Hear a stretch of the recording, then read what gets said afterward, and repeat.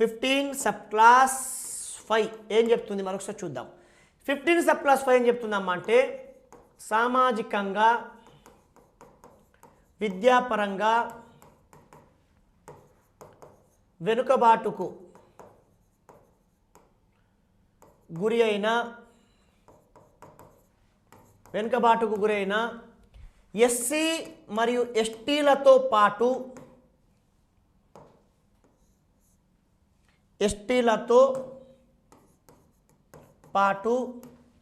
ఓబీసీలకు కూడా విద్యలో రిజర్వేషన్ కల్పించవచ్చు.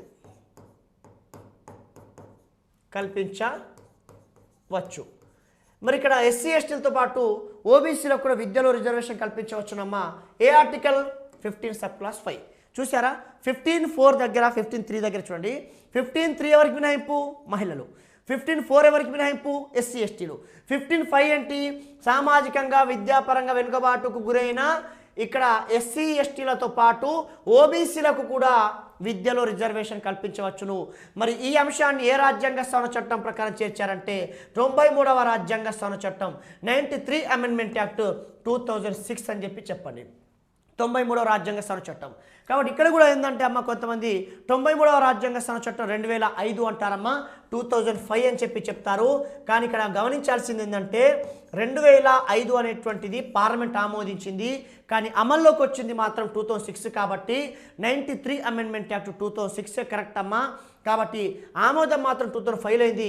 దాన్ని బేస్ చేసుకొని కొంతమంది 93వ రాజ్యాంగ సవరణ చట్టం 2005 అంటారు, కానీ 93 అమెండ్మెంట్ యాక్ట్ 2006 ప్రకారం ఎస్సీ ఎస్టీలతో పాటు ఓబీసీలకు కూడా విద్యలో రిజర్వేషన్ కల్పించవచ్చు. ఇది రాజ్యాంగ విరుద్ధమేమి కాదు అనేటువంటి అంశాన్ని 15 సబ్ క్లాస్ 5 చెప్తుంది. 15 సబ్ క్లాస్ 5 చెప్తుందని చెప్పండి. అయితే ఇక్కడ ఇంకో అంశం ఏంటమ్మా అంటే సార్ మరి ఇంతకీ మీరు అంటున్నారు 93వ రాజ్యాంగ సవరణ చట్టం 2006లో చేర్చారని చెప్తున్నారు కదా, మరి ఇక్కడ సుప్రీంకోర్టు ఏమైనా చెప్పిందా అంటే సుప్రీంకోర్టు దీన్ని మాత్రం తప్పు పట్టింది. ఎందుకంటే అమ్మా సుప్రీంకోర్టు ఏం చేసిందంటే మీరు ఎస్సీ ఎస్టీలు సామాజికంగా విద్యాపరంగా వెనుకబాటుకు గురయ్యారన్నారు కాబట్టి మేమేమనలేదు, కానీ బీసీలకు కూడా ఇచ్చేశారు. ఇక ఈ దేశంలో మిగిలింది ఎవరు ఇంకా కనుక అందుకే ఈ రిజర్వేషన్లపై మేము స్టే విధిస్తున్నామని చెప్పి 2007లో ఓబీసీ రిజర్వేషన్లపై సుప్రీంకోర్టు స్టే విధించింది. కాబట్టి ఓబీసీ రిజర్వేషన్లపై అమ్మ 2007లో సుప్రీంకోర్టు ఏం చేసిందంటే స్టే విధించింది. ఎప్పుడైనా గమనించండి అమ్మా. మరి ఇక్కడ 2000లో ఓబీసీ రిజర్వేషన్పై స్టే విధించింది. ఎప్పుడైనా గమనించండి అమ్మా, సుప్రీంకోర్టు ఇచ్చినటువంటి ఏ తీర్పు కూడా శాశ్వతం కాదు. అంటే ఆ తీర్పులని తాను ఇస్తుంది, మళ్ళీ అదే తీర్పుని పునర్సమీక్ష చేసి ఆ తీర్పుని తారుమారు చేసేటువంటి అధికారం కూడా తనకుంది. ఎందుకంటే రాజ్యాంగమే కల్పించింది 137వ నిబంధన ప్రకారం పునర్సమీక్ష అధికారం దేశ సర్వోన్నత న్యాయస్థానమైనటువంటి సుప్రీంకోర్టుకు. ఎందుకంటే అత్యున్నత న్యాయ వ్యవస్థ సుప్రీంకోర్టు కాబట్టి అందుకే తాను ఏదైనా తొందరపాటు చర్యలో తీర్పిచ్చి ఉన్నట్లయితే ఆ తీర్పుని పునర్సమీక్ష చేసి మళ్ళీ వేరే తీర్పు ఇవ్వచ్చు అనేటువంటి అంశాన్ని 137 ఆర్టికల్ వద్ద పునర్సమీక్ష అధికారం ప్రకారం చెప్పింది. అయితే 2007లో ఓబీసీ రిజర్వేషన్లపై స్టే విధించిన సుప్రీంకోర్టు మళ్ళీ వెంటనే 2008లో అశోక్ కుమార్ ఠాకూర్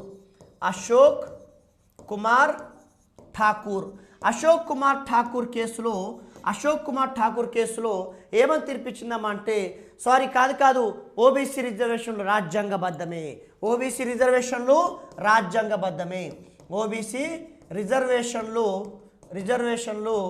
రాజ్యాంగబద్ధమే. అంటే చూడండి 2007లో అని చెప్పింది ఓబీసీ రిజర్వేషన్లపై స్టే విధిస్తున్నాం. ఎందుకు? మీరు ఎస్సీ ఎస్టీ రిజర్వేషన్ ఇచ్చారు, ఓబీసీలకు ఇచ్చారు, ఇక ఈ దేశంలో మిగిలింది ఎవరు కనుక అందుకే ఓబీసీ రిజర్వేషన్పై మేము ఆలోచిస్తాం, స్టే విధించింది. మళ్ళీ 2008లో అశోక్ కుమార్ ఠాకూర్ కేసు. ఏ కేసు అమ్మా? అశోక్ కుమార్ ఠాకూర్ కేసులో 2008లో అమ్మ మళ్ళీ ఓబీసీ రిజర్వేషన్లు రాజ్యాంగబద్ధమేనని చెప్పి తీర్పిచ్చింది. కనుక ఇక్కడ ఈ రిజర్వేషన్ అలాగే రిజర్వేషన్లకు సంబంధించి అమ్మ ఎక్కడెక్కడ అమలవుతాయంటే ప్రభుత్వ ప్రైవేట్ అన్ని విద్యా సంస్థలు అమలవుతాయమ్మా. ఒక్క మరి ప్రభుత్వ ప్రైవేట్ ఎయిడెడ్ కూడా అమలవుతాయి. కానీ ఒక మైనార్టీ కాలేజీలలో మాత్రం ఈ రిజర్వేషన్ అమలు కాదమ్మా. ఒక మైనార్టీ కాలేజీలో మాత్రం ఈ రిజర్వేషన్లు అమలు కావు. కాబట్టి ప్రభుత్వమైనా ప్రైవేట్ అయినా ఎయిడెడ్ అయినా, అంటే ప్రభుత్వ ప్రైవేట్తో నడిపేటువంటి ఎయిడెడ్ అయినా అమలవుతాయి. కానీ ఒక్క మైనార్టీ కాలేజీలలో మాత్రం ఈ రిజర్వేషన్లు అమలు కావని చెప్పి మనము అర్థం చేసుకోవాలి. కాబట్టి అమ్మ 15(5) ప్రకారం సామాజికంగా విద్యాపరంగా వెనుకబాటుకు గురైనటువంటి ఎస్సీ ఎస్టీలతో పాటు ఓబీసీలకు కూడా విద్యలో రిజర్వేషన్ కల్పించవచ్చును. దీన్ని 93 అమెండ్మెంట్ యాక్ట్ 2006 ప్రకారం చేర్చారమ్మా. అలాగే 2007లో ఓబీసీ రిజర్వేషన్లపై స్టే విధించింది సుప్రీంకోర్టు. మళ్ళీ 2008లో అశోక్ కుమార్ ఠాకూర్ కేసులో ఓబీసీ రిజర్వేషన్లు రాజ్యాంగబద్ధమేనని చెప్పి మళ్ళీ సుప్రీంకోర్టు తీర్పిచ్చింది. కనుక ఇది 15(5). ఇక ఈ 15(5) తర్వాత మనకు చాలా ముఖ్యమైనటువంటి ఆర్టికల్ ఇప్పుడు చెప్పుకోబోతున్నాం. అదేంటమ్మా అంటే 15(6). మరి 15(6) ఏం చెప్తుందమ్మా అంటే ఆర్థికంగా వెనుకబాటుకు గురి అయిన అగ్రవర్ణ పేదలకు విద్యలో 10% రిజర్వేషన్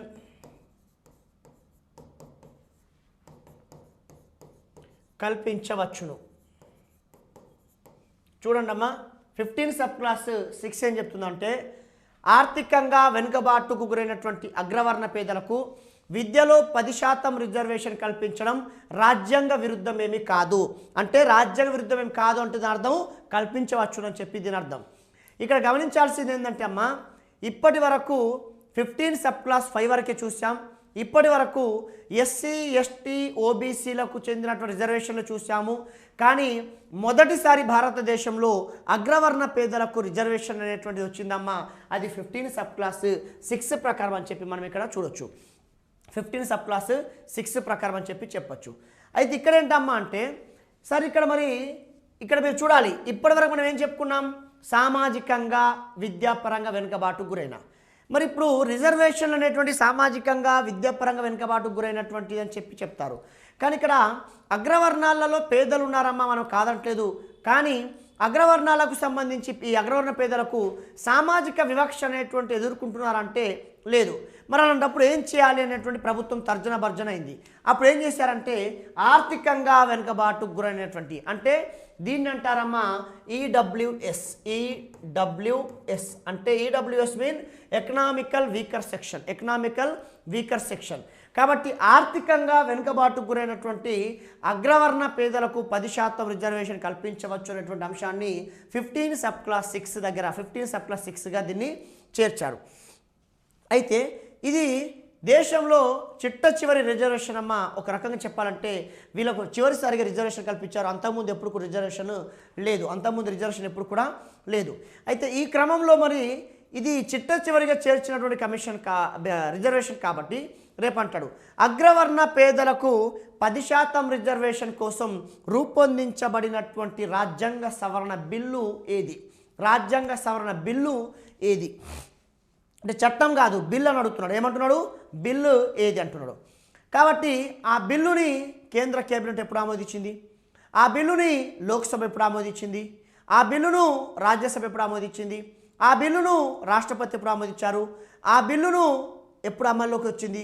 ఆ రాష్ట్రపతి ఆమోదించిన తర్వాత చట్టం అయితే ఆ చట్టం నెంబర్ ఎంత? అది ఎప్పుడు అమల్లోకి వచ్చింది? అమలు చేసిన తొలి రాష్ట్రం ఏది? నూతనంగా చేసినటువంటి ఆర్టికల్స్ ఏంటి? ఇవన్నీ అంశాలు మనం చెప్పుకోవాలి. వాస్తవంగా అమ్మ ఈ అగ్రవర్ణ పేదలకు 10% రిజర్వేషన్ కోసం రూపొందించబడినటువంటి రాజ్యాంగ సవరణ బిల్లు ఏదంటే 124.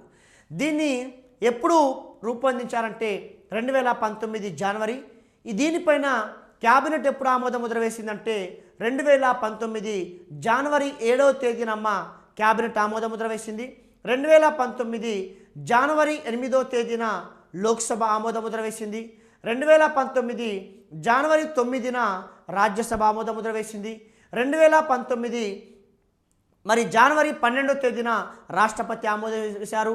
మరి రాష్ట్రపతి ఆమోదించిన తర్వాత 124వ బిల్లు అదేమైందమ్మా అంటే 103 అమెండ్మెంట్ యాక్ట్ అయింది. 103 అమెండ్మెంట్ యాక్ట్గా మారింది. ఆ తర్వాత అది అమల్లోకి వచ్చింది ఎప్పటి నుండమ్మా అంటే 14th January 2019 అమ్మ. అమలు చేసిన తొలి రాష్ట్రం ఏదంటే గుజరాత్ అని చెప్పొచ్చు. ఒక్కసారి మీకు అందరికీ దీనికి సంబంధించిన దాన్ని మీకు స్క్రీన్ పైన కూడా చూపిస్తాను. చూడమ్మా, ఇక్కడ అగ్రవర్ణ పేదల రిజర్వేషన్ అని చెప్పి టైటిల్ పెట్టాను. ఇక్కడ పెట్టిన తర్వాత మీరు ఇక్కడ చూడొచ్చు. ఈ అగ్రవర్ణ పేదల టైటిల్ సంబంధించి ఫస్ట్ బేసిక్ ఏంటమ్మా అంటే అగ్రవర్ణ పేదల కోసం 10% రిజర్వేషన్ కల్పించడం కోసం రూపొందించబడినటువంటి రాజ్యాంగ సవరణ బిల్లు ఎంత అంటే 124, అది 2019. ఇదేంటి బిల్లు, నాట్ యాక్ట్. నేను ఇంకా బిల్లు అమ్మ, చట్టం చెప్పలేదు. దాన్ని ఏమంటారు? బిల్లు. 124వ రాజ్యాంగ సవరణ బిల్లు 2019లో అగ్రవర్ణ పేదల రిజర్వేషన్ కోసం దీన్ని రూపొందించారని చెప్పి మనం ఇక్కడ చెప్పుకోవచ్చు. అయితే ఇక్కడ అగ్రవర్ణ పేదల రిజర్వేషన్కి సంబంధించి వీళ్ళకు 10% రిజర్వేషన్ కల్పించడం కోసం ఎక్కడ విద్యా ఉపాధి. కానీ ఇక్కడ మనం విద్య మాత్రమే మాట్లాడుకోవాలి. ఎందుకు? 15th ఆర్టికల్ మొత్తం విద్య గురించే చెప్తుంది. అప్పుడు 16th ఆర్టికల్ పోయినప్పుడు అప్పుడు మనం ఉపాధి అంటే ఉద్యోగుల నుంచి మాట్లాడుకుందాం. కానీ ఇక్కడ మాత్రం విద్య. అయితే ఇక్కడ విద్యా ఉపాధి కోసం అమ్మ ఈ 124వ రాజ్యాంగ సవరణ బిల్లు 2019లో రూపొందించారు. అయితే దీన్ని కేంద్ర క్యాబినెట్ మీకు ఇందాకే చెప్పాను సార్ 7 January 2019న ఆమోదముద్ర వేసింది. కేంద్ర కేబినెట్ 7 January 2019. అయితే కేంద్ర కేబినెట్ అంటే ఎవరమ్మా? మోడీ కేబినెట్ లేక మోడీ ప్రభుత్వం అంటారమ్మా. మోడీ ప్రభుత్వం అని చెప్పి అంటారు, ఎందుకంటే మోడీ ప్రధానమంత్రి కాబట్టి. నెక్స్ట్ దీన్ని లోక్సభ వచ్చేసమ్మా ఏది 124. క్లియర్గా చెప్పాలంటే 124 రాజ్యాంగ సవరణ బిల్లును కేంద్ర కేబినెట్ 7 January 2019న ఆమోదించింది. నెక్స్ట్ ఈ 124వ రాజ్యాంగ సవరణ బిల్లును లోక్సభ 8 January 2019న ఆమోదముద్ర వేసింది. ఆ తర్వాత ఈ 124వ రాజ్యాంగ సవరణ బిల్లును రాజ్యసభ 9 January 2019న ఆమోదముద్ర వేసింది. ఇప్పుడు దీనిపైన ఇంకా డెప్త్గా రావాలంటే మీకు ఎలా అడుగుతారు అంటే ఇక్కడ 124వ రాజ్యాంగ సవరణ బిల్లును లోక్సభ 8 January 2019 అంటే 2019 ఆమోదముద్ర వేసినప్పుడు ఆ సభలో మొత్తం సభ్యుల సంఖ్య ఎంత అంటే 326 మంది. 326 326 మంది 26 మంది ఆ సభలో ఉన్నారు. అయితే ఈ 326 మందిలో ఒక మాట చెప్పాలంటే ఈ 326 మందిలో అమ్మ 323 మంది అనుకూలంగా ఓటేశారు. అలాగే 3 మాత్రమే వ్యతిరేకంగా ఓటేశారు.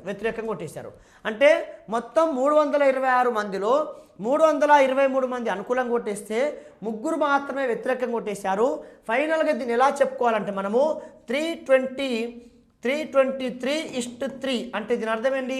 326కు 323 అనుకూలం, 3 మాత్రమే వ్యతిరేకంగా ఓటేశారు. ఇది ఎక్కడ మనకు ఈ లోక్సభ. ఎక్కడ? లోక్సభ. ఓకేనా? రైట్ అమ్మా. ఒక పని చేద్దాం, ఇక్కడ కన్ఫ్యూజన్ ఎందుకు సార్? ఇక్కడ డైరెక్ట్గా ఇక్కడే రాద్దాం. 323:3 అంటే దీని అర్థం ఏంటి? 323:3 అంటే ఏంటి దాని అర్థం? 323 మంది అనుకూలం, 3 మాత్రమే వ్యతిరేకం అని చెప్పండి. ఆ తర్వాత ఈ 124 రాజ్యాంగ సవరణ బిల్లు రాజ్యసభ 9 January 2019న ఎలా ఆమోదించిందమ్మా అంటే 165:7 అంటే ఆ రోజు రాజ్యసభ ఆమోదించే రోజు ఆ సభలో ఉన్నటువంటి మొత్తం ఓటర్లు ఎంత అంటే 172 మంది. ఈ 172 మందిలో 165 మంది ఈ బిల్లుకు అనుకూలంగా ఓటేస్తే కేవలం 7 మాత్రమే ఈ బిల్లుకు వ్యతిరేకంగా ఓటేశారు. ఓటేశారు. ఎందుకమ్మా ఇంత మెజార్టీ వచ్చిందంటే అగ్రవర్ణ పేదలకు 10% రిజర్వేషన్ ఇవ్వడానికి ఎవరు వ్యతిరేకం కాదు. రెండోది ఏంటంటే అది ఎన్నికల సమయం కాబట్టి అప్పుడు 2019 ఏప్రిల్లో ఎలక్షన్స్ కాబట్టి అప్పుడు వ్యతిరేకిస్తే కనుక వాళ్ళపైన వ్యతిరేక ముద్ర పడే ప్రమాదం ఉందని చెప్పి అందరూ ప్రవేశపెడితే అందరు దానికి అనుకూలంగా ఓటేశారు. సో ఎందుకు ఆ ఎలక్షన్ మూమెంట్ అనేటువంటి సందర్భంగా. అలాగే ఆ తర్వాత ఈ 124వ రాజ్యాంగ సవరణ బిల్లును రాష్ట్రపతి 12 January 2019న ఆమోదముద్ర వేశారు. అయితే రాష్ట్రపతి ఎప్పుడైతే ఆమోదముద్ర వేస్తారో రాష్ట్రపతి ఆమోదముద్ర వేయంగానే ఆ బిల్లు ఏమవుతుందంటే చట్టం అయిపోతుంది. ఆ బిల్లు ఏమవుతుందమ్మా? చట్టంగా మారుతుంది. కనుక ఇప్పుడు రాష్ట్రపతి 12 జనవరి 2019న ఆమోదముద్ర వేసిన తర్వాత అదేమైందమ్మా అంటే 103వ చట్టమైంది. 103వ రాజ్యాంగ సవరణ చట్టంగా మారింది. 124 బిల్ 103 అమెండ్మెంట్ యాక్ట్ అయింది. ఏంటి సార్ ఇప్పుడు సంఖ్య ఎందుకు తగ్గింది అని అంటారా మీరు? ఎస్, ఎందుకంటే ప్రతి బిల్లు చట్టం కాదు సార్. ప్రతి రాజ్యాంగ సవరణ బిల్లు చట్టం ఎప్పటికీ కూడా కాదు. ఎందుకంటే కొన్ని బిల్లులు ఆ బిల్లులుగానే మిగిలిపోతాయి కాబట్టి అలా చట్టాలు కావు. మీకు ఒక బెస్ట్ ఎగ్జాంపుల్ చెప్తాను. 108వ రాజ్యాంగ సవరణ బిల్లు మహిళల రిజర్వేషన్ కోసం, అది ఇప్పటికీ చట్టం ఇప్పటికీ కాలే. అంతేకాకుండా 110వ రాజ్యాంగ సవరణ బిల్లు మహిళలకు పంచాయతీరాజ్ వ్యవస్థలో 50% రిజర్వేషన్ కోసం 2009లో రూపొందించారు, అది ఇప్పటికీ చట్టం కాలే. 112వ రాజ్యాంగ సవరణ బిల్లు మహిళలకు మున్సిపాలిటీలలో 50% రిజర్వేషన్ కోసం రూపొందించారు, అది ఇప్పటికీ చట్టం కాలే. అలాగే మరి ఇలా హైకోర్టు న్యాయమూర్తుల కోసం రూపొందించిన బిల్లు అయితేనేమి, ఇలా అనేక బిల్లులు అమ్మ పెండింగ్లో పడిపోయాయి సార్. అనేక బిల్లులు ఇలా పెండింగ్లో ఉన్నటువంటివి. మరి ఇలా 110, 112, 108, 114 ఇలాంటి బిల్లులన్నీ పెండింగ్లో ఉన్నప్పుడు ఆ తర్వాత వచ్చిన 124 చట్టం అయిందంటే అది ఏమవుతుంది? సంఖ్య తగ్గుతుంది. ఏమవుతుంది? సంఖ్య తగ్గుతుంది. ఒకటమ్మ, ప్రతి బిల్లు చట్టం అయితే కనుక 124 ఉంటుంది. కానీ దీనికంటే ముందు వచ్చిన బిల్లులు ఇంకా చట్టాలు కాలే కదా. మహిళలకు 50% రిజర్వేషన్ పంచాయతీరాజ్ వ్యవస్థ, మహిళలకు మున్సిపాలిటీలలో 50% రిజర్వేషన్, అది పెండింగే ఉంది. 110, 112. ఆ తర్వాత 108 ఎక్కడ ఎవరికి రిజర్వేషన్? ఆ రిజర్వేషన్ వచ్చేసి చట్టసభలలో మహిళలకు 33% రిజర్వేషన్, అది కాలేదు. హైకోర్టు న్యాయమూర్తుల వయోపరిమితి 62 నుంచి 65 సంవత్సరాలు పెంచడం కోసం 114వ రాజ్యాంగ సవరణ బిల్లు 2010 ఆగస్టు 25న ప్రవేశపెట్టారు, కానీ అది ఇంకా చట్టం కాలేదు. ఇప్పుడు దీనికంటే ముందు బిల్లులు ఇన్ని చట్టాలు కాకుండా ఉన్నాయంటే దాని తర్వాత వచ్చిన బిల్లు 124 చట్టమైందంటే అప్పుడు ఏమవుతుంది? 103 అంటే పడిపోతుంది. ఎందుకంటే దానికంటే ముందున్న బిల్లులు చట్టాలు కాలేదు కాబట్టి, దాని తర్వాత వచ్చిన బిల్లు చట్టమైంది కాబట్టి 103 చట్టం అయిపోయింది. అయితే మరి 103 చట్టము అమల్లోకి వచ్చింది ఎప్పుడు? 103వ రాజ్యాంగ సవరణ చట్టం ఎప్పుడు అమల్లోకి వచ్చిందంటే 14th జనవరి 2019. 14th జనవరి 2019 నుంచి అమల్లోకి వచ్చింది. మరి అమల్లోకి వస్తే అమలు చేసిన తొలి రాష్ట్రం ఏది? అమలు చేసిన మొట్టమొదటి రాష్ట్రం ఏది? దీన్ని అమలు చేసిన తొలి రాష్ట్రం ఏదమ్మా అంటే గుజరాత్. అమలు చేసిన తొలి రాష్ట్రం ఏది? గుజరాత్ అని చెప్పండి. కాబట్టి అమ్మా ఇది. అయితే ఇదే క్రమంలో సార్ మరి ఇక్కడ 103వ రాజ్యాంగ సవరణ చట్టం మీరు 2019 అని చెప్పారు. మరి 103వ రాజ్యాంగ సవరణ చట్టం 2003 ప్రకారం రాజ్యాంగంలో నూతనంగా చేర్చినటువంటి ఆర్టికల్స్ ఎన్ని అంటాడు. కాబట్టి 103 అమెండ్మెంట్ యాక్ట్ 2019 ప్రకారం రాజ్యాంగంలో చేర్చినటువంటి ఆర్టికల్స్ 2. ఆ రెండిట్లో ఒకటి అమ్మ 15 sub class 6, 16 sub class 6. 15 sub class 6, 16 sub class 6 ఇగో ఈ 103 అమెండ్మెంట్ యాక్ట్ 2019 ప్రకారం 2 కొత్తగా చేర్చారని చెప్పి మీరు చెప్పండి. రైట్, ఓకే అమ్మా. ఒకసారి చూసుకోండి మళ్ళీ. అగ్రవర్ణ పేదల రిజర్వేషన్, ఓకే, ఏ ఆర్టికల్ అని చెప్పాను? 15 సబ్ క్లాస్ 6. ఎవరికి? ఆర్థికంగా వెనుకబాటుకు గురైనటువంటి అగ్రవర్ణ పేదలకు 10% రిజర్వేషన్. దీనికోసం రూపొందించబడిన రాజ్యాంగ సవరణ బిల్లు ఏది? 124. ఎప్పుడు? 2019. 124 బిల్లును మొదట ఎవరు ఆమోదించారు? కేంద్ర క్యాబినెట్. ఎప్పుడు? 7 జనవరి 2019. ఆ తర్వాత ఎవరు ఆమోదించారు? 124 రాజ్యాంగ సవరణ బిల్లు? లోక్సభ. ఎప్పుడు? 8 జనవరి 2019. ఎంతమంది అనుకూలంగా కొట్టేశారు? 323. ఎంతమంది వ్యతిరేకంగా చేశారు? 3. రైట్. నెక్స్ట్ ఈ 124 బిల్లును ఎవరు ఆమోదించారు? నెక్స్ట్ రాజ్యసభ. ఎప్పుడు? 9 జనవరి 2019. ఎంతమంది అనుకూలంగా కొట్టేశారు? 169. వ్యతిరేకంగా చేసిన వాళ్ళు ఎంతమంది? 7. నెక్స్ట్ 124 రాజ్యాంగ సవరణ బిల్లుపై ఎవరు ఆమోదముద్ర వేయాలి? నెక్స్ట్గా రాష్ట్రపతి. ఆ రాష్ట్రపతి ఎవరు? రామ్నాథ్ కోవింద్. ఎప్పుడు వేశారు? 12 జనవరి 2019. అలాగే మరి రాష్ట్రపతి ఆమోదించిన తర్వాత అది ఏమవుతుంది? చట్టం అవుతుంది. చట్టం సంఖ్య ఏమవుతుంది? తగ్గుతుంది. ఎంతకు తగ్గింది? 103. మరి 103వ చట్టం ఎప్పుడు అమలులోకి వచ్చింది? 14 జనవరి 2019. మరి అమలు చేసిన తొలి రాష్ట్రం ఏది? గుజరాత్. 103వ రాజ్యాంగ సవరణ చట్టం 2019 ప్రకారం కొత్తగా చేర్చిన ఆర్టికల్స్ ఎన్ని? 2. ఏవేవి? 15 సబ్ క్లాస్ 6, 2 16 సబ్ క్లాస్ 6. ఇది 124వ రాజ్యాంగ సవరణ బిల్లు లేదా అగ్రవర్ణ పేదల 10% రిజర్వేషన్ సంబంధించిన పూర్వపరాలు. అయితే ఇక్కడ ఇంకొక అవకాశం ఉంది. ఏంటయ్యా అంటే, సార్ మరి దీనికి ఎవరు అర్హులు, ఈ రిజర్వేషన్కు అర్హులు ఎవరు? కాబట్టి అందుకేనమ్మా అర్హులు. రైట్ అమ్మా. మరి ఇక్కడ ఎవరు అర్హులు ఈ రిజర్వేషన్కి? ఇక మనం చూడొచ్చమ్మా, ఈ రిజర్వేషన్కి ఎవరు అర్హులు అనుకున్నప్పుడు ఇక్కడ కొన్ని కండిషన్లు చెప్పిందమ్మా ఈ చట్టం. ఎవరు అర్హులు అని చెప్పడానికి కొన్ని నిబంధనలు పెట్టింది. అందులో మొదటిది ఏంటమ్మా అంటే వృత్తి,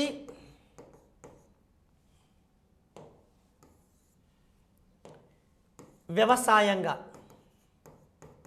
వృత్తి లేక వ్యవసాయంగా 8 లక్షల ఆదాయం మించరాదు. ఎంత? వార్షిక వృత్తి లేక వ్యవసాయం పైన 8 లక్షల ఆదాయాన్ని మించరాదమ్మా. అది ఎంత? వార్షిక ఆదాయం 8 లక్షల కంటే మించరాదు. రైట్, 8 లక్షల లోపు ఉండాలి. రైట్. నెంబర్ 2 ఏంటమ్మా అంటే 5 ఎకరాల కన్నా ఎక్కువ వ్యవసాయ భూమి కలిగి ఉండరాదు, లేదా 1000 గజాల 1000 స్క్వేర్ చదరపు అడుగుల విస్తీర్ణంలో ఇల్లు కలిగి ఉండరాదు. 1000 చదరపు అడుగుల కంటే ఎక్కువ ఇల్లు కలిగి ఉండరాదు. రైట్. నెక్స్ట్ నెంబర్ 3, ఇది ఎక్కడ వర్తిస్తుంది? గ్రామీణ ప్రాంతాలలో. ఎందుకంటే ఇక్కడ వ్యవసాయ పరంగా అయితే అందరికీ వర్తిస్తుంది 8 లక్షల ఆదాయం. కానీ 5 ఎకరాల భూమి అనేటువంటిది 1000 గజాల లోపు ఇల్లు ఉండాలనేటువంటిది అది గ్రామీణ ప్రాంతాల్లో.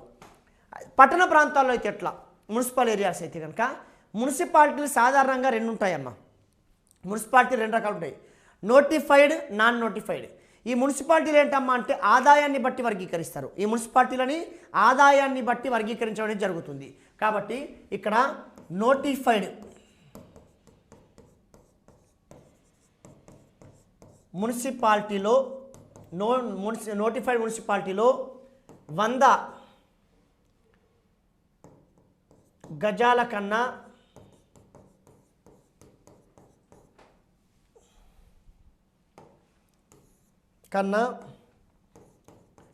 ఎక్కువ విస్తీర్ణంలో ఇల్లు ఉండరాదు.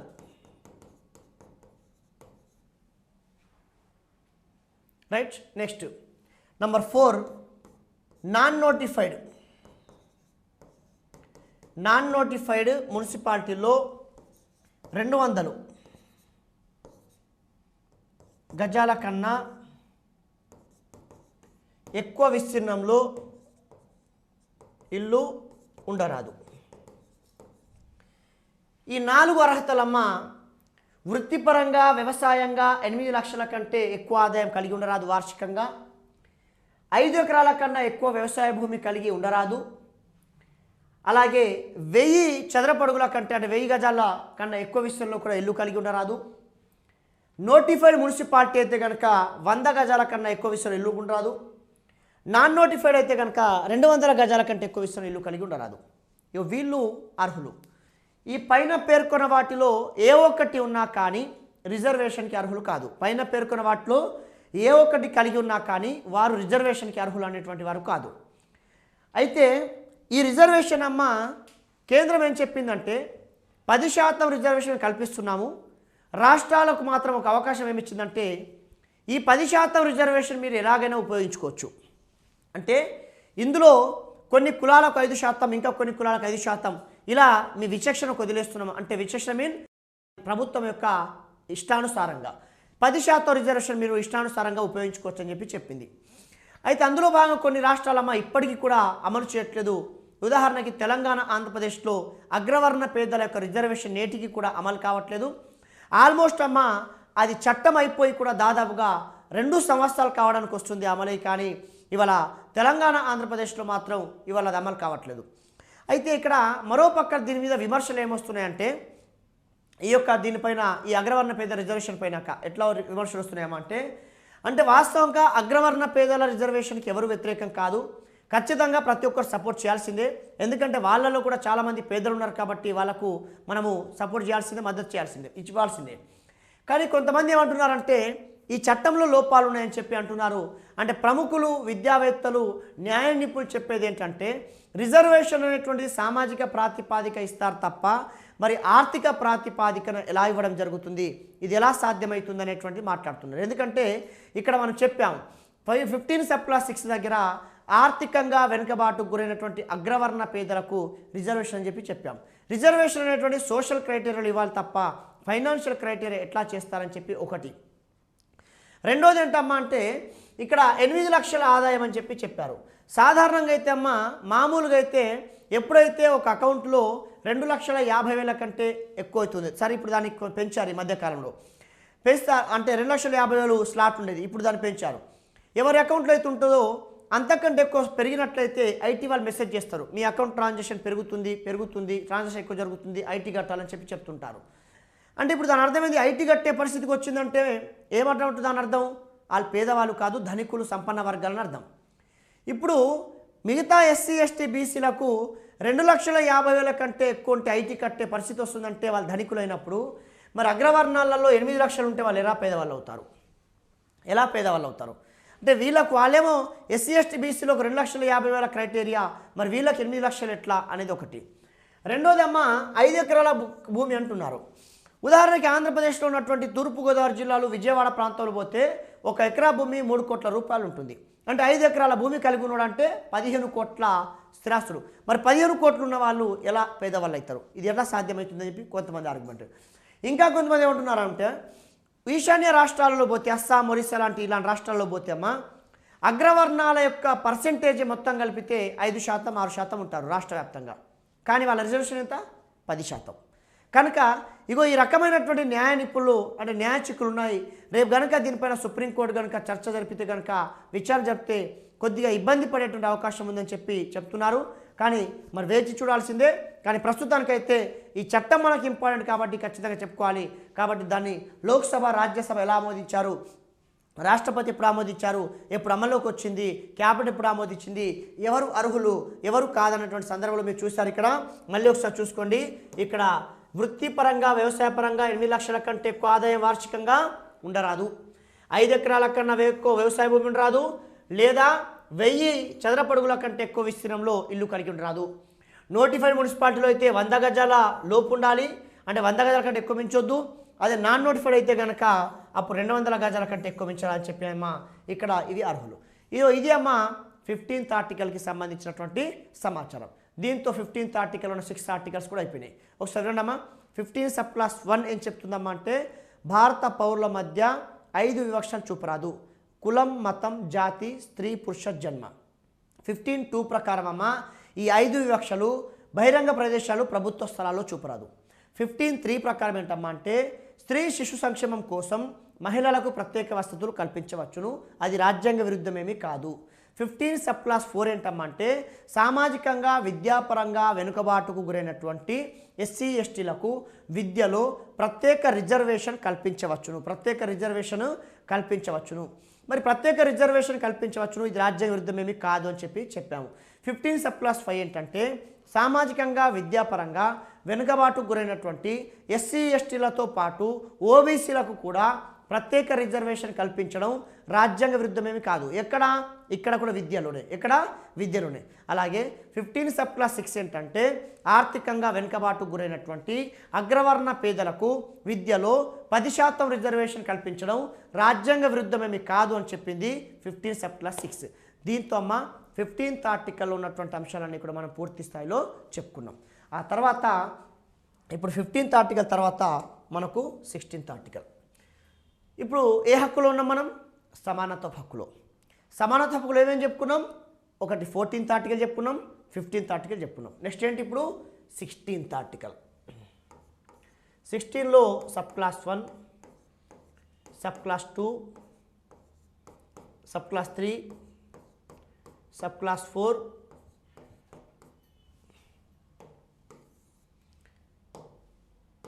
Sub class 4A, sub class 4B, sub class 5, sub class 6.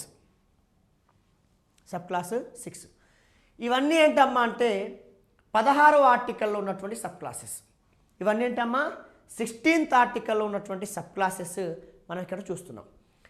మరి ఇక్కడ 16th ఆర్టికల్లో ఉన్నటువంటి సబ్ క్లాసెస్ ఇవన్నీ 6 అని చెప్పి చూస్తున్నాం. మొదట ఇప్పుడు ఇక్కడ ఏం చెప్తుంది, 16 సబ్ క్లాస్ 1 దగ్గర ఏం చెప్తుంది, ప్రభుత్వ ఉద్యోగాలు కల్పించే విషయంలో,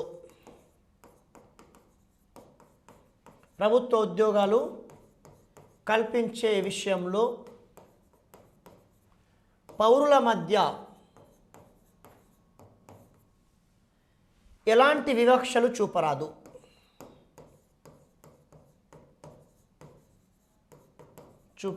రైట్. మరి ఇక్కడ చూస్తున్నామమ్మా 16 సబ్ క్లాస్ 1 ఏం చెప్తుందంటే ప్రభుత్వ ఉద్యోగాలు కల్పించే విషయంలో పౌరుల మధ్య ఎలాంటి వివక్షలు చూపరాదనేటువంటి అంశం ఇక్కడ 16 సబ్ క్లాస్ 1 చెప్తుందమ్మా. పౌరుల మధ్య ఎలాంటి వివక్ష చూపరాదనేటువంటి విషయాన్ని 16 సబ్ క్లాస్ 1 చెప్తుంది. కానీ గమనించారా 15 సబ్ క్లాస్ 1కు 16 సబ్ క్లాస్ 1కున్న తేడా? 15 సబ్ క్లాస్ 1 దగ్గర ఏం చెప్పుకున్నాం, పౌరుల మధ్య 5 వివక్షలు చూపరా అని చెప్పి చెప్పుకున్నాం. కానీ ఇక్కడ ఏమిటి, పౌరుల మధ్య ఎలాంటి వివక్షలు చూపరాదని చెప్పి ఉంది, కానీ ఏ వివక్షలు చూపరాదు అనేటువంటి విషయం మాత్రం ఇక్కడ పొందుపరచలేదు. 15(1) దగ్గర స్పష్టంగా 5 వివక్షలు అని చెప్పారు. కానీ ఇక్కడ మాత్రం వివక్షలు చూపరాదని చెప్పారు, కానీ ఏ వివక్షలు చూపరాదనేటువంటి విషయాన్ని మాత్రం ఇక్కడ స్పష్టంగా చెప్పలేదు. అందుకేనమ్మా మరి ఇక్కడ ఇది అస్పష్టంగా ఉంది. ఇక్కడ ఒక రకం చెప్పాలంటే 16 సబ్ క్లాస్ 1 ప్రభుత్వ ఉద్యోగాలు కల్పించే విషయంలో పౌరుల మధ్య ఏ వివక్షలు చూపరని చెప్పి ఉంది, కానీ ఏ వివక్షలు అనేటువంటి విషయం మాత్రం స్పష్టంగా చెప్పలేదు. కాబట్టి అందుకే 16 సబ్ క్లాస్ 2, ఈ 16 సబ్ క్లాస్ 2 ఏం చెప్తుందంటే ప్రభుత్వ ఉద్యోగాలు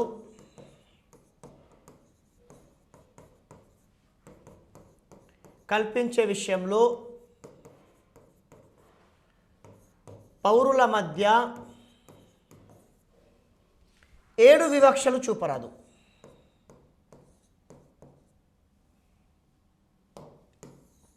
7 వివక్షలు చూపరాదు. మరి ఇక్కడ ప్రభుత్వ ఉద్యోగాలు కల్పించే విషయంలో పౌరుల మధ్య 7 వివక్షలు చూపరాదు. ఇక్కడ 16 సబ్ క్లాస్ 2 దగ్గర చూస్తున్నాం. చూసారా, 1 దగ్గర మాత్రం స్పష్టంగా లేదు. ప్రభుత్వ ఉద్యోగాలు కల్పించే విషయంలో పౌరుల మధ్య ఏ వివక్ష చూపరాదని చెప్పి ఇక్కడ 16 సబ్ క్లాస్ 1 దగ్గర ఉంది. కానీ 2 దగ్గర వచ్చేసి అక్కడ 1 దగ్గర స్పష్టంగా లేదు ఏ వివక్ష అనేటువంటిది, కానీ 2 దగ్గర వచ్చేసి ఉద్యోగాలు కల్పించే విషయంలో పౌరుల మధ్య 7 వివక్షలు చూపరాదనేటువంటి విషయం ఇక్కడ స్పష్టంగా చూస్తున్నాం. 7 వివక్షలు చూపరాదనే విషయం మనం ఇక్కడ చూస్తున్నాం.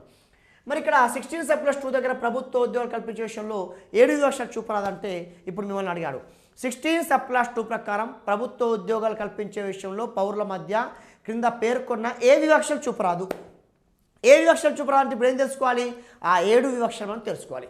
ఆ 7 వివక్షలు ఏంటివి అంటే 1 కులం, 2 మతం, 3 జాతి, 4 లింగ, 5 జన్మ, 6 నివాసం, 7 వంశం.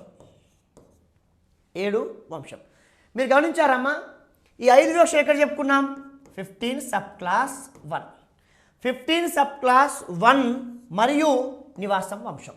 15 సబ్ క్లాస్ 1 దగ్గర ఉన్నటువంటి 5 వివక్షలు మరియు నివాసం వంశం. కాబట్టి 16 సబ్ క్లాస్ 2 దగ్గర ఏం చెప్తుందమ్మంటే ప్రభుత్వ ఉద్యోగాలు కల్పించే విషయంలో పౌరుల మధ్య 7 వివక్షలు చూపరాదని చెప్పి చెప్తుందమ్మా. ఆ 7 వివక్షలు ఏంటివి అనుకున్నప్పుడు కులం, మతం, జాతి, లింగ, జన్మ, నివాసం, వంశం. అయితే ఈ క్రమంలో ఈ 7 వివక్షలు ఈజీగా గుర్తుపెట్టుకోవాలంటే 15 సబ్ క్లాస్ 1 దగ్గర మనం ఎలాగో 5 చెప్పుకున్నాం కదా, ఇగో 5 ఇవే. ఈ 5 మరియు నివాసం వంశం, మరి నివాసం వంశం. కాబట్టి ప్రభుత్వ ఉద్యోగాలు కల్పించే విషయంలో 7 వివక్షలు చూపరాదని చెప్పి చెప్తుంది. అయితే ఇక్కడేంటమ్మా అంటే దీనివల్ల ఏమవుతుంది ఇప్పుడు మీరు గమనించండి. ఇప్పుడు దీనివల్ల ఏంటి అంటే ఈ భారతదేశం మొత్తంలో ఎవరు ఎక్కడైనా ఉద్యోగాలు సంపాదించవచ్చు, ఎవరు ఎక్కడైనా ఉద్యోగాలు పొందవచ్చు. ఎలా? కులం లేదు, మతం లేదు, జాతి లేదు, లింగ లేదు, జన్మ లేదు, నివాసం లేదు, చివరి వంశం. నివాసం కూడా లేదంటే తెలంగాణ వాళ్ళు ఆంధ్ర రావచ్చు, ఆంధ్ర వాళ్ళు తెలంగాణకు రావచ్చు.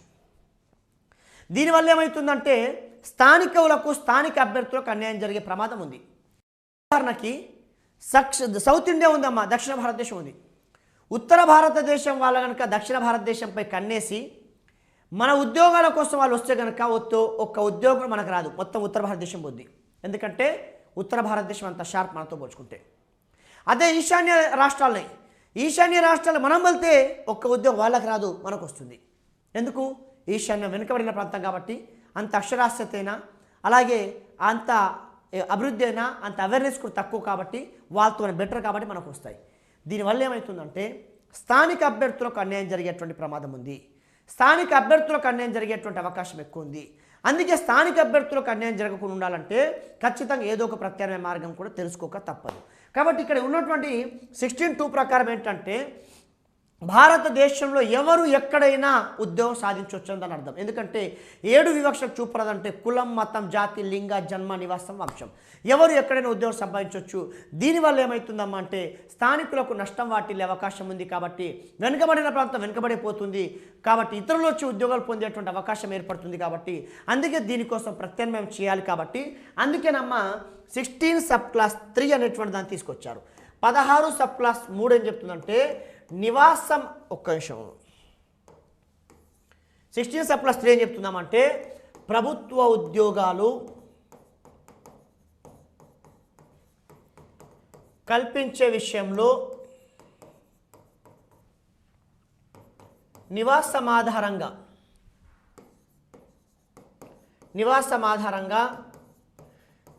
పరిమితులు విధించే అధికారం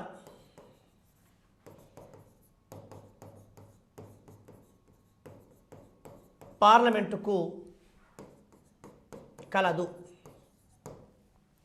మరి 16 సబ్ క్లాస్ 3 ఏం చెప్తుందామంటే ప్రభుత్వ ఉద్యోగాలు కల్పించే విషయంలో పౌరుల మధ్య నివాసం ఆధారంగా మరి పరిమితులు విధించేటువంటి అధికారం పార్లమెంటుకు కలదు అనేటువంటి విషయం ఇక్కడ 16 సబ్ క్లాస్ 3 చెప్పింది. అంటే నివాసం ఆధారంగా పరిమితులు విధించేటువంటి అధికారం ఎవరుకుందమ్మా అంటే మరి పార్లమెంటుకు ఉంది అనేటువంటి విషయం 16 సబ్ క్లాస్ 3. అంటే దీని అర్థం ఏంటి సార్? నివాసం ఆధారంగా పరిమితులు విధించడం అంటే దీన్ని ఎలా అర్థం చేసుకోవాలి మనం ఇక్కడ అంటే సాధారణంగా అమ్మ కొంతమంది అనుకుంటారు నాన్ లోకల్ కోటా అని చెప్పి అంటారు. ఉదాహరణకమ్మా ఇలా నివాసం ఆధారంగా పార్లమెంట్ పరిమితులు విధించింది కాబట్టే ఇవాళ ఏ రాష్ట్ర ఉద్యోగాలు ఆ రాష్ట్ర ప్రజలకి మెజార్టీగా పోతాయి, కేవలం తక్కువ మాత్రమే ఇతరులకు పోయే అవకాశం ఉంటుంది. మెజార్టీ ఉద్యోగాలు మాత్రం ఆ రాష్ట్రానికి చెందినటువంటి వాళ్ళకి వెళ్తాయి. ఒక ఎగ్జాంపుల్ మీకు చెప్తాను.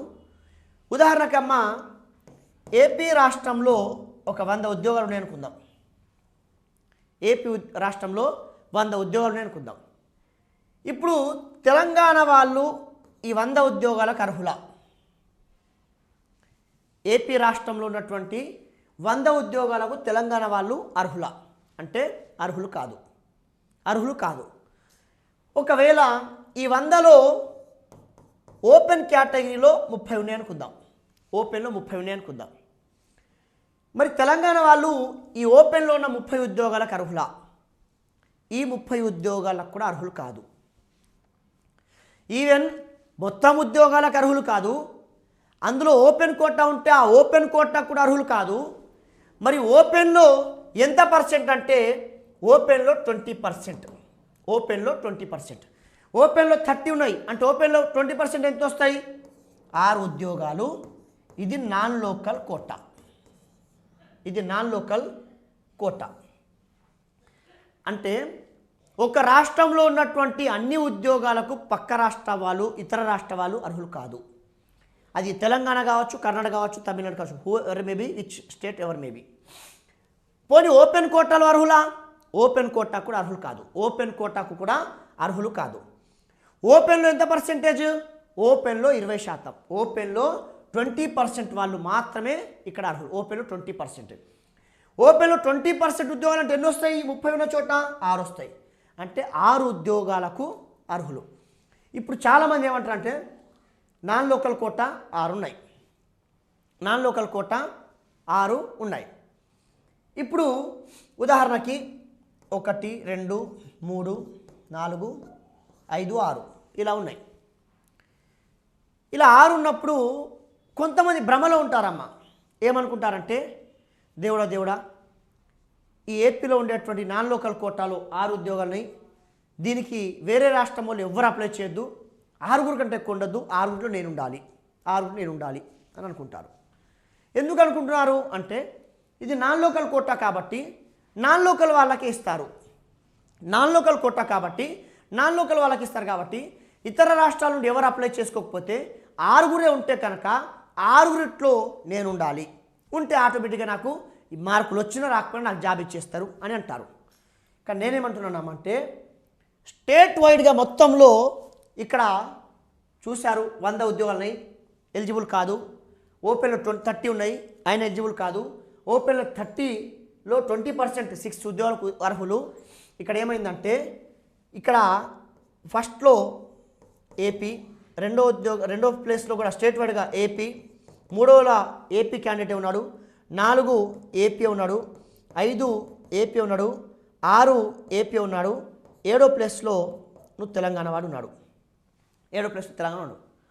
ఇప్పుడు తెలంగాణ వాడికి ఉద్యోగం వస్తుందా? నాన్ లోకల్లో ఫస్ట్ క్యాండిడేట్ వాడే, నాన్ లోకల్లో ఫస్ట్ పర్సన్ వాడే, కానీ వాడు ర్యాంక్ ఎంత? స్టేట్లో 7th ర్యాంక్. అయినా ఉద్యోగం ఇవ్వబడదు. ఎందుకంటే ఇక్కడ దాని అర్థం నాన్ లోకల్లో 6 ఉద్యోగాలు నాన్ లోకల్ కోటాలో ఉన్నాయంటే ఆ 6 కేవలం నాన్ లోకల్ వాళ్ళే అర్హులని కాదు. అక్కడ నాన్ లోకల్ వాళ్ళు అర్హులు, ఇక్కడ లోకల్ వాళ్ళ అర్హులు.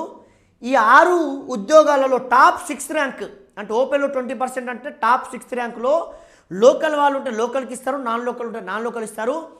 కాబట్టి నువ్వు మొత్తంగా 6 ఉద్యోగాలు ఉండి ఒక్కడే అప్లై చేసుకున్నాడు, అది నాకే వస్తుంది అంటే రాదు. నువ్వు ఎక్కడ ఉండాలంటే ఈ టాప్ 6లో ఉండాలి. ఎక్కడ ఉండాలి? ఈ టాప్ 6లో ఉంటే కనుక అప్పుడు నీకు ఉద్యోగం వస్తారు. ఇది ఎవరు నిర్ణయించారు? పార్లమెంట్ నిర్ణయించింది. అందుకే ఇక్కడ 16 సబ్ క్లాస్ 3 ఏం చెప్తుందంటే ప్రభుత్వ ఉద్యోగాలు కల్పించే విషయంలో నివాసం ఆధారంగా పరిమితులు విధించేటువంటి అధికారం పార్లమెంట్కు కలదమ్మా. అందుకే ఒక ఎగ్జాంపుల్ మీకు అర్థం కావడానికి, సరే నేను చెప్పినటువంటి లెక్కలు ఎగ్జాక్ట్గా కాదా అంటే ఇవాళ 100 ఉన్నాయా, అందులో 30 ఓపెన్ ఉంటాయని కాదు. నేను మాట్లాడేది దేని గురించి? ఓపెన్లో 20% గురించి. ఓపెన్లో 20% అంటే ఆ రాష్ట్రంలో ఎన్ని ఉద్యోగాలు ఉన్నా అన్నిటికీ అర్హులు కాదు ఇతరులు. కేవలం ఓపెన్కి ఎలిజిబుల్, ఓపెన్ కూడా కాదు. ఓపెన్లో 20%, ఆ 20% ఇతరులకి అర్హత ఉందా అంటే అది కూడా కాదు. ఆ 20%లో మొత్తం ఇతరులకి చెందుతాయంటే అది కూడా కాదు. అలా కూడా కాదమ్మా. ఆ 20% కూడా కాదమ్మా. ఆ 20% లోపు నీ ర్యాంక్ ఉండాలి ఇతరులది. ఆ ర్యాంక్ ఉంటే నీకు ఎలిజిబుల్. అదే చెప్తున్నాను. ఇక్కడ 6 ఉన్నాయి అనుకుందాం. 6లో మొత్తం ఏపీ వాళ్ళు వచ్చి కూర్చున్నారు. 7th ప్లేస్లో ఇతర రాష్ట్రం వాడు వచ్చాడు. అయినా సరే నీకు ఉద్యోగం రాదు.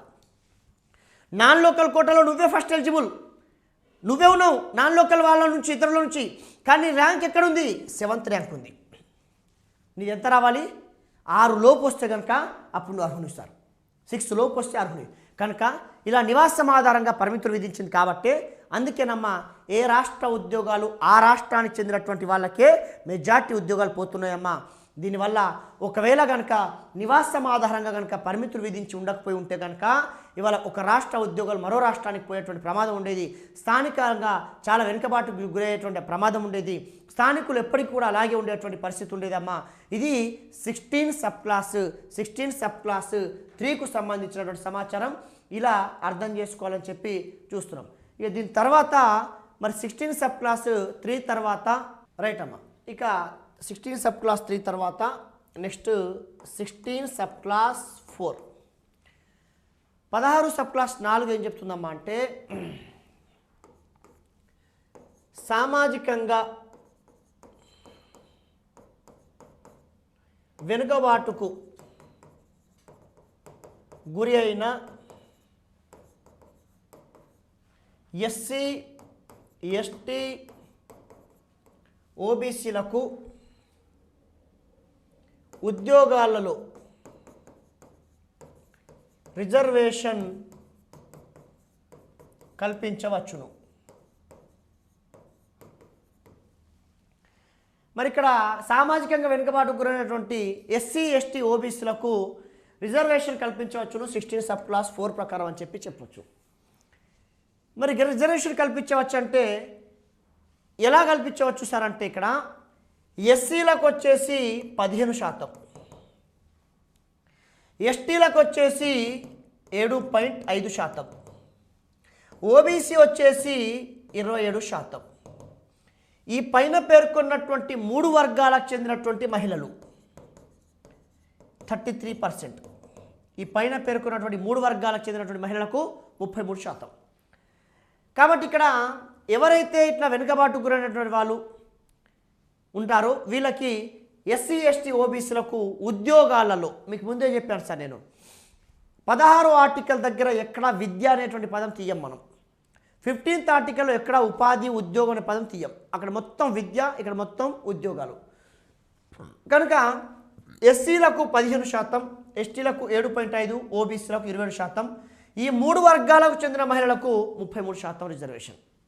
అయితే ఇక్కడేమైందమ్మా అంటే సార్ మరి ఇలా ఉద్యోగ రిజర్వేషన్లకు సంబంధించి సుప్రీంకోర్టు స్పందించింది. ఏంటంటే ఇవాళ ఓబీసీ రిజర్వేషన్ పైన సుప్రీంకోర్టుకు జడ్జిమెంట్ ఇచ్చింది. ఓబీసీ రిజర్వేషన్పై సుప్రీంకోర్టు జడ్జిమెంట్ ఇచ్చింది. ఏమిచ్చిందంటే ఓబీసీలకు 27% రిజర్వేషన్ ఇవ్వడం రాజ్యాంగబద్ధమే. ఓబీసీలకు 27% రిజర్వేషన్ ఇవ్వడం రాజ్యాంగబద్ధమే. కానీ క్రిమిలేయర్ వర్గాలను రిజర్వేషన్లకు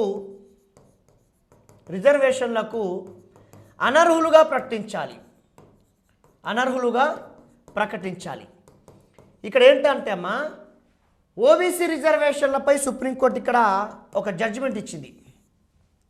ఓబీసీలకు 27% ఇవ్వడానికి మేము వ్యతిరేకం కాదు. ఓబీసీలకు 20% ఇవ్వడం రాజ్యాంగబద్ధమే. కానీ క్రిమిలేయర్ వర్గాలను రిజర్వేషన్లకు అనర్హులుగా ప్రకటించాలి అని చెప్పి. అంటే దాని అర్థం ఏంటో అర్థమైందమ్మా మీకు? ఓబీసీలకు 27% రిజర్వేషన్ ఇవ్వడం రాజ్యాంగబద్ధమే. కానీ అందరూ ఓబీసీలకు ఇవ్వకండి. ఓబీసీలకు ఇవ్వండి కానీ అందరికీ ఇవ్వకండి. ఎవరికి ఇవ్వకూడదు? క్రిమిలేయర్ వర్గాలు అంటే ఏంటమ్మా అంటే సంపన్న వర్గాలు. క్రిమిలేయర్ వర్గాలు అంటే ఏంటి? సంపన్న వర్గాలు అంటే డబ్బున్న వర్గాలు అని చెప్పి అర్థం దాన్ని. మీరు గమనించండి, మామూలుగా మీరు ప్రభుత్వ ఉద్యోగాలకు అంటే అప్లై చేసేటువంటి క్రమంలో మీరు ఎప్పుడైతే మీ కమ్యూనిటీని బీసీగా పెడతారో, ఏనో బీనో సీడో డియో ఈయో పెడితే బీసీ పెట్టంగానే నెక్స్ట్ కాలం వెంటనే వచ్చేస్తుంది ఏంటంటే are you creamy layer or not అంటే దీని అర్థం నువ్వు డబ్బున్న సంపన్న వర్గానివా కాదా. ఒకవేళ నువ్వు ఆర్ యు క్రిమిలేయర్ అన్నప్పుడు ఎస్ అంటే you are not eligible for reservation. నువ్వు ఎస్ అంటే మీరు రిజర్వేషన్కి అర్హులు కాదు. కాబట్టి అమ్మ క్రిమిలేయరా కాదనేటువంటి దాని అర్థం ఏంటంటే మీరు డబ్బున్న వర్గమా కాదనేటువంటి అడుగుతుంది. ఇలా సుప్రీంకోర్టు ఏం చెప్పిందంటే ఓబీసీలకు 27% రిజర్వేషన్ ఇవ్వడం రాజ్యాంగబద్ధమే. కానీ ఆ యొక్క ఓబీసీలలో అందరికీ రిజర్వేషన్ ఇవ్వకూడదు. అంటే క్రిమిలేయర్ వర్గాలను గుర్తించి వాళ్ళకు రిజర్వేషన్లకు అనర్హులుగా ప్రకటించాలని చెప్పింది సుప్రీంకోర్టు అని చెప్పచ్చు. అయితే మరి సుప్రీంకోర్టు చెప్పిందంటే నేను మీకు చెప్పడం కాదమ్మా. ఎలా ఉండాలి? విత్ ఎవిడెన్స్తో ఆధారాలతో ఉండాలి. ఇప్పుడు మిమ్మల్ని అడగబోతున్నాను క్వశ్చన్. ఎలా అడుగుతున్నామా అంటే ఓబీసీ రిజర్వేషన్ రాజ్యాంగబద్ధమే కానీ క్రిమిలేయర్ వర్గాలకు రిజర్వేషన్కు అనర్హులుగా ప్రకటించాలని చెప్పి సుప్రీంకోర్టు కింద పేర్కొన్న ఏ కేసులో ఎప్పుడు తీర్పిచ్చింది అంటాడు. కాబట్టి సుప్రీంకోర్టు 1993లో ఇందిరా సహానీ వర్సెస్ భారత ప్రభుత్వం, ఇందిరా సహానీ వర్సెస్ భారత మరి ప్రభుత్వం కేసులో తీర్పిచ్చిందమ్మా. ఏమని తీర్పిచ్చిందంటే ఓబీసీల రిజర్వేషన్ 27% రాజ్యాంగబద్ధమే కానీ క్రిమిలేయర్ వర్గాలను గుర్తించి వాళ్ళకి రిజర్వేషన్లకు అనర్హులుగా ప్రకటించాలని చెప్పి 1993 ఇందిరా సహానీ వర్సెస్ భారత ప్రభుత్వం కేసులో తీర్పిచ్చింది. అయితే దీని అర్థం ఏంటి అంటే 27% ఇవ్వడానికి మేము వ్యతిరేకం కాదు కానీ అందరికీ ఇవ్వద్దు. అంటే ఓబీసీలలో ఎవరైతే డబ్బున్న సంపన్న వర్గాలు ఉంటాయో వాళ్లకు రిజర్వేషన్ అక్కర్లేదని చెప్పింది. సో డబ్బున్న సంపన్న వర్గాలు క్రిమిలేయర్ వర్గాలకు ఇవ్వద్దని చెప్పింది. అందుకే ఈ కేసును ఏమంటారమ్మా అంటే ఇందిరా సహానీ కేసునే ఇంకొక పేరుతో పిలుస్తారమ్మా. ఏమంటారంటే దీన్నే మండల్ కేసు అని కూడా అంటారమ్మా. మండల్ కేసు. దీన్ని ఏమంటారమ్మా అంటే మండల్ కేసు అని కూడా అంటారు. కాబట్టి ఇందిరా సహానీ వర్సెస్ భారత ప్రభుత్వం కేసులో ఓబీసీ రిజర్వేషన్ రాజ్యాంగబద్ధమే కానీ క్రిమిలేయర్ వర్గాలు అనర్హులుగా ప్రకటించాలని చెప్పింది. దీన్నే మండల్ కేసు అని కూడా అంటారు. ఇప్పుడు క్రిమిలేయర్ వర్గాలంటే ఎలా కొలమానం చేయాలి, వాళ్ళకి ఎట్లా మనం క్యాల్కులేషన్ చేయాలి? యాక్చువల్గా జడ్జిమెంట్ ఇచ్చినప్పుడు ఏంటమ్మా అంటే ప్రారంభంలో వాళ్ళు ఏం చెప్పారంటే కేంద్రం 2,50,000 నిర్ణయించారమ్మా. అంటే ఓబీసీలలో ఎవరైనా వార్షిక ఆదాయం 2,50,000 కంటే ఎక్కువ ఉన్నట్లయితే వాళ్ళు రిజర్వేషన్కు అర్హులు కాదు అని చెప్పారు. వాళ్ళు రిజర్వేషన్కి అర్హులు కాదని చెప్పారు. అంటే దీన్ని బట్టి ఏ ఒక్క ప్రభుత్వ ఉద్యోగి పిల్లలు కూడా ఓబీసీ అయితే కనుక వాళ్ళు రిజర్వేషన్కి అర్హులు కాదు. ఎనీ గవర్నమెంట్ ఎంప్లాయీ 2.5 అంటే ఏంటమ్మా, వారి ఆదాయం 2.5 అంటే మామూలుగా వారి జీతం కనుక 22,000 21,000 ఉందంటే, ఒకవేళ 21,000 22,000 ఉందంటే వారి పిల్లలు రేపు భవిష్యత్తులో ఓబీసీ అయితే కనుక వాళ్ళకి రిజర్వేషన్ వర్తించదు. దీనివల్ల ఏమవుతుంది, ఒక ఇంట్లో కనుక ఒకరి కుటుంబంలో ఒకరికి ఉద్యోగం ఉంటే వారి పిల్లలు అర్హులు కాదు అనుకుంటే ఆటోమేటిక్గా ఓబీసీ మిగతా వర్గాలకు ఉద్యోగాలు వస్తాయి. కాంపిటీషన్ ఏమవుతుంది, తగ్గుతుంది. కాంపిటీషన్ తగ్గే అవకాశం ఉంది. అయితే ఇక్కడ ఏమైందమ్మా అంటే ప్రారంభంలో 2.5 లక్షలు ఉండే, 2.5 లక్షలు ఉండే, దాన్ని ఏం చేశారమ్మా అంటే తర్వాత 4 లక్షలకు పెంచారమ్మా. తర్వాత ఏం చేశారంటే ఈ ఓబీసీ యొక్క క్రిమినల్ ఆదాయ పరిమితిని 4 లక్షలు పెంచారు. 4 లక్షలు పెంచేసరికి ఏమైంది, ప్రభుత్వ ఉద్యోగి ప్రతి ఉద్యోగి పిల్లలు అర్హులు కాకపోయే వర్గతంలో ఇక ఈ 4 లక్షలు పెంచేసరికి చిన్నపాటి ఉద్యోగాలు ఉన్న వాళ్ళ పిల్లలందరూ కూడా అర్హులు అయిపోయారు. దీనివల్ల ఏమైంది, ఓబీసీ రిజర్వేషన్పై కాంపిటీషన్ పెరిగింది. ఆ తర్వాత మళ్ళీ ఏం చేశారు ఈ ప్రభుత్వాలు అంటే అమ్మ 4 నుండి 6 లక్షలు పెంచారు. మళ్ళీ 6 లక్షలు పెంచారు. దీనివల్ల ఏమైంది, మామూలుగా స్కూల్ టీచర్ల పిల్లలు, కానిస్టేబుల్, హెడ్ కానిస్టేబుల్, జమీదారులు, ఈ ఫారెస్ట్ వాళ్ళు, ఇలాంటి ఇంకా కొన్ని మీడియం ఉద్యోగాలు ఉన్న వాళ్ళు కూడా వారి పిల్లలు కూడా అర్హత సాధించారు. అంటే ఈ వాస్తవంగా చెప్పాలంటే గవర్నమెంట్ కూడా చూడమ్మా, ఇవాళ క్రిమిలేయర్ వర్గాలు ఎవరైతే డబ్బున వర్గాలు ఉన్నాయో వాళ్ళకి రిజర్వేషన్ వద్దని చెప్పింది. 2.5 లక్షలు మీరు పెట్టారు. అలాగే కంటిన్యూ చేస్తే ఇవాళ బీసీలలో ప్రతి కుటుంబంలో ఒక ఉద్యోగం వచ్చేటువంటి పరిస్థితి ఉండేది. కానీ తర్వాత ఏం చేశారు, 4 లక్షలకు ఆదాయ పరిమితి పెంచారు. పెంచేసరికి చిన్న చిన్న ఉద్యోగాల పిల్లలందరూ కూడా మళ్ళీ అర్హులైపోయారు. 4 పోయి మళ్ళీ 6 లక్షలు పెంచారు. ఆ తర్వాత ఏమైంది, ఇంకా కొంత బెటర్ ఉద్యోగాల పిల్లలు కూడా అర్హులు వచ్చేసారు. ఇక మోడీ వచ్చిన తర్వాత ఏం చేశాడంటే 6 లక్షల నుంచి 8 లక్షలు పెంచారు. 8 లక్షలు పెంచారు. ఇక దీన్ని బట్టి ఏమైంది, సబ్ ఇన్స్పెక్టర్ వాళ్ళు ఉదాహరణకి ఎస్ఐలు, సీనియర్ ఉద్యోగులు, ప్రభుత్వ ఉద్యోగుల పిల్లలు కూడా ఇలా ప్రభుత్వ ఉద్యోగులకు రిజర్వేషన్కి అర్హత సాధించారు. ఎందుకంటే 8 లక్షలకు పెంచారు కాబట్టి. యాక్చువల్గా అయితే అమ్మ ఇది పెంచడం వల్ల ఏమవుతుందంటే ఓబీసీ రిజర్వేషన్పై కాంపిటీషన్ పెరుగుతుంది. ఓబీసీ రిజర్వేషన్పై కాంపిటీషన్ పెరుగుతుంది. ఎందుకంటే అమ్మ సుప్రీంకోర్టు ఏం చెప్పింది, డబ్బున్నటువంటి వర్గాలకు రిజర్వేషన్ వద్దు అని చెప్పింది. డబ్బున్నటువంటి వర్గాలకు రిజర్వేషన్ వద్దు అని చెప్పింది. కనుక అలాంటప్పుడు ఏం చేయాలి, ఆ 2.5 ప్రారంభంలో ఎంత ఉందో అంతే ఉంచేస్తే కనుక ప్రతి ఓబీసీ కుటుంబంలో ఒక ఉద్యోగం వచ్చే పరిస్థితి ఉండేదమ్మా. ఎందుకంటే సుప్రీంకోర్టు చెప్పింది కూడా అదే, ఓబీసీ రిజర్వేషన్ ఇవ్వండి, మేము వ్యతిరేకం కాదు, కానీ అందరికి ఇవ్వకండి, డబ్బున్న వర్గాలకు ఇవ్వకండి, క్రిమిలేయర్ వర్గాలు అంటారు వాటిని, సంపన్న వర్గాలు, వాళ్ళకి ఇవ్వద్దని చెప్పి సుప్రీంకోర్టు స్పష్టంగా చెప్పింది. అలా కాకుండా దాన్ని 2.5 లక్షలు ఉన్న క్రిమినల్ ఆదాయ పరిమితిని 4 లక్షలు, 6 లక్షలు, 8 లక్షలకు పెంచేసరికి ఇవాళ ఓబీసీ కాంపిటీషన్ చాలా పిచ్చిగా పెరిగిపోయిందమ్మా. ఇవాళ కాంపిటీషన్ ఎక్కువైపోయింది. కారణం ఏంటమ్మా అంటే 8 లక్షలు పెంచడమే ప్రధాన కారణం అని చెప్పచ్చు. కనుక ఇవాళ మెజార్టీ ఉద్యోగుల పిల్లలు ఇవాళ అర్హత సాధించారు. దానివల్ల కాంపిటీషన్ పెరిగిందమ్మా. కనుక ఇక భవిష్యత్తు ఇంకా పెరిగే అవకాశం లేకపోలేదు. 8 లక్షలు ఎప్పుడు పెంచారంటే 2017 అక్టోబర్లో పెంచారు. 2017 అక్టోబర్, ఇది నరేంద్ర మోడీ వచ్చిన తర్వాత పెంచారమ్మా. కాబట్టి పెంచడం వల్ల ఏమైందంటే ఇప్పుడు ఓబీసీలలో ఉన్నటువంటి మెజార్టీ ఉద్యోగుల పిల్లలందరూ కూడా ఇవాళ రిజర్వేషన్కి అర్హత సాధించారు. అయితే మీ అందరికీ ఒక విషయం ఏం చెప్పాలంటే ఇది ఎస్సీ ఎస్టీలకు లేదు సార్, మళ్ళీ ఓన్లీ ఓబీసీలకే ఉంది. అంటే ఏదైతే క్రిమిలేయర్ ఉందో ఇది ఎస్సీ ఎస్టీలకు లేదు. ఎస్సీ ఎస్టీలలో ఎవరైనా సరే వాళ్ళు ఎంతటి ఆదాయం ఉన్న వాళ్ళు రిజర్వేషన్కి అర్హులే. మరి ఓబీసీలకు మాత్రమే ఇది పెట్టారు. ఇక్కడ కారణం ఏంటి అంటే సుప్రీంకోర్టు ఏమని వాదించిందంటే ఆ యొక్క ఇందిరా సహాని కేసులో మీరు బీసీలకు రిజర్వేషన్ ఇవ్వండి కానీ అందరికీ ఇవ్వద్దు, సంపన్న వర్గాలకి ఇవ్వద్దు అని చెప్పినప్పుడు సుప్రీంకోర్టు ఏమని వాదించిందంటే తను చెప్పినటువంటి విషయం ఏంటంటే ఇవాళ కలెక్టర్ కొడుకుకు ఎందుకు రిజర్వేషన్, కలెక్టర్ కొడుకుకు ఎందుకు రిజర్వేషన్, తాను సుప్రీంకోర్టు చెప్పినటువంటి అంశం ఏంటమ్మా అంటే ఇవాళ correct all India services, civil సర్వీసులు ఉన్నాయి. సివిల్ సర్వీసులు ఉన్నప్పుడు ఒక కలెక్టర్ కొడుకు ఢిల్లీకి వెళ్ళి రావుస్ కోచింగ్ సెంటర్లో కోచింగ్ తీసుకుంటారు. మామూలుగా గ్రామీణ ప్రాంతాల్లో ఉన్నటువంటి వాళ్ళు ఇంట్లోని చదువుతారు. ఇప్పుడు వీరిద్దరు పోటీ పడితే ఢిల్లీలో కోచింగ్ తీసుకున్నటువంటి కలెక్టర్ కొడుకుకు కలెక్టర్ గిరి వచ్చిందా, లేకపోతే ఒక రైతు బిడ్డకు ఒక కార్మికుని కొడుకుకు కలెక్టర్ గిరి వచ్చిందా? ఆ యొక్క కలెక్టర్ కొడుకుకి కలెక్టర్ వచ్చింది. కనుక ఢిల్లీ సుప్రీంకోర్టు ఏం చెప్పిందంటే అమ్మా, కలెక్టర్ కొడుకులు కలెక్టర్ కావాల్సిన అవసరం లేదు.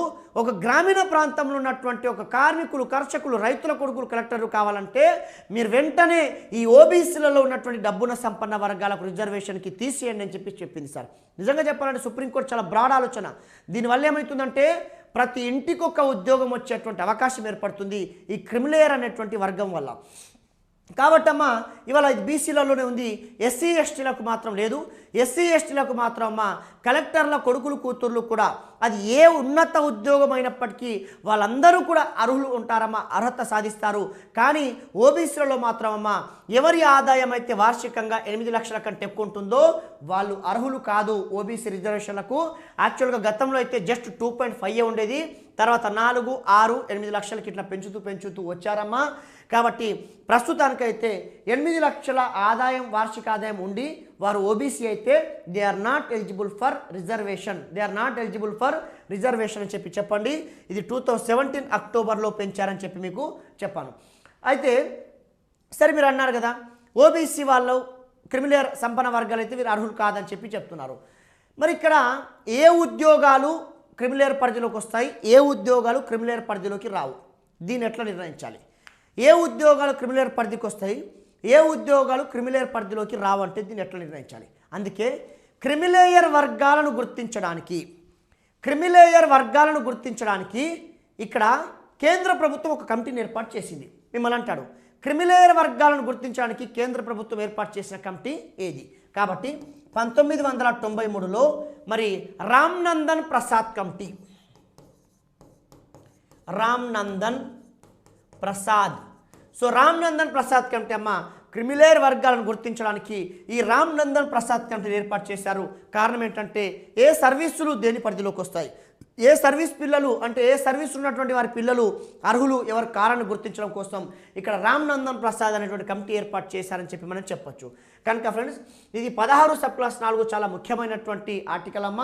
కాబట్టి సామాజికంగా వెనుకబాటుకు గురైనటువంటి ఎస్సీ ఎస్టీ ఓబీసీలకు ఉద్యోగాలలో రిజర్వేషన్ కల్పించవచ్చును. దీని ప్రకారం ఎస్సీలకు 15%, ఎస్టీలకు 7.5%, ఓబీసీలకు 27%. ఈ 3 వర్గాలకు చెందినటువంటి మహిళలకు మాత్రం 33% అని చెప్పండి. అయితే ఇక్కడ ఓబీసీ రిజర్వేషన్పై సుప్రీంకోర్టు ఏం చెప్పిందంటే ఓబీసీ రిజర్వేషన్ రాజ్యాంగబద్ధమే, కానీ క్రిమిలేయర్ వర్గాలను రిజర్వేషన్లకు అనర్హులుగా ప్రకటించాలని చెప్పింది. అంటే క్రిమిలేయర్ అంటే సంపన్న వర్గాలు.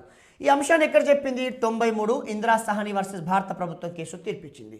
అలాగే దీన్ని ఏమంటారమ్మా అంటే మండల్ కేసు అని కూడా అంటారు. దీన్ని ఏమంటారు? మండల్ కేసు అని కూడా చెప్తారని చెప్పండి. ఓకే. అలాగే ఇదే సమయంలో మరి ఇక్కడ ఈ క్రిమిలేయర్ ఆదాయ పరిమితి గతంలో ఎంత ఉండేదంటే 2.5, 2,50,000, ఆ తర్వాత 4 లక్షలు, ఆ తర్వాత 6 లక్షలు, ఆ తర్వాత ఫైనల్గా 8 లక్షలకు 2017 అక్టోబర్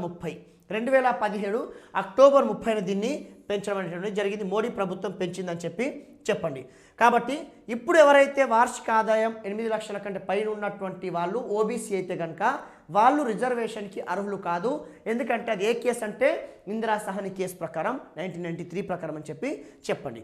అలాగే ఇలా పెట్టడానికి ప్రధాన కారణం ఏంటి, కండిషన్ ఏంటంటే అమ్మ అంటే ఇవాళ ఓబీసీలలో అందరికీ న్యాయం జరగాలి అనుకున్నప్పుడు, పేదోడికి ఉద్యోగం రావాలనుకున్నప్పుడు ఇలా ఉద్యోగం వచ్చిన కుటుంబంలో మళ్ళీ ఉద్యోగం అక్కర్లేదు కాబట్టి వాళ్ళకి ఎలాగో ఆ కుటుంబం కొంతవరకు నడుస్తుంది కాబట్టి అలా రాని వాళ్ళకి రావాలంటే క్రిమిలేయర్ ఆదాయ పరిమితి ఉండాలని పెట్టింది సుప్రీంకోర్టు. కానీ ప్రభుత్వాలు మాత్రం ఎన్నికల సమయంలో ఇలా పెంచుతూ 8 లక్షలకు తీసుకొచ్చారమ్మా. దీనివల్ల మామూలుగా ఇంకొకసారి కనుక ఇంకో స్లాట్ పెంచారంటే ఇక ఓబీసీలో అందరు అర్హులు అయిపోతారు, ఇక అందరూ రిజర్వేషన్కి ఎలిజిబులే అయిపోతారు. కాబట్టి ఇంటికొక ఉద్యోగం అనేటువంటి అమలు కావాలంటే ఈ క్రిమిలేయర్ ఆదాయ పరిమితిని తగ్గించాలి తప్ప పెంచకూడదనేటువంటిది చాలామంది న్యాయ నిపుణులు చెప్తున్నటువంటి అంశం. అలాగే ఈ క్రిమిలేయర్ వర్గాలను గుర్తించడానికి కోసం అమ్మ 1993లో రామ్నందన్ ప్రసాద్ కమిటీని ఏర్పాటు చేసింది కేంద్ర ప్రభుత్వం. అంటే ఏ సర్వీసులు ఈ యొక్క ఎవరు అర్హులు ఎవరు అర్హత కాదనేటువంటి దాన్ని గుర్తించడానికి రామ్నందన్ ప్రసాద్ అప్పుడు తను చెప్పిందమ్మా ఈ group 2 category, group 3 category, group 1 కేటగిరీలో ఏ ఉద్యోగస్తుల పిల్లలు అర్హులు కారు అనేటువంటి విషయాన్ని ఈ రామ్నందన్ ప్రసాద్ కమిటీ తేల్చింది. అయితే దీనిపైన ఒక ఆర్గ్యుమెంట్ ఏంటంటే ఓబీసీలో ఏమని వ్యతిరేకిస్తున్నారంటే ఎస్సీ ఎస్టీలకు లేనటువంటి క్రిమిలేయర్ ఓబీసీలకు ఎందుకు పెట్టారనేటువంటి ఆర్గ్యుమెంట్ ఒకవైపు ఉంటే, ఇంకా కొంతమంది మేధావులు న్యాయవేత్తలు ఏమంటున్నారంటే ఈ క్రిమిలేయర్ అనేటువంటిది అన్ని వర్గాలకు పెడితే కనుక అన్ని వర్గాల్లో ఉన్నటువంటి పేదలకు, గ్రామీణ ప్రాంతాల్లో ఉన్నటువంటి అభ్యర్థులకు న్యాయం జరుగుతుందనేటువంటిది కూడా మరొకటి ఉందమ్మా. ఇది 16 సబ్ క్లాస్ 4కు సంబంధించినటువంటి సమాచారం.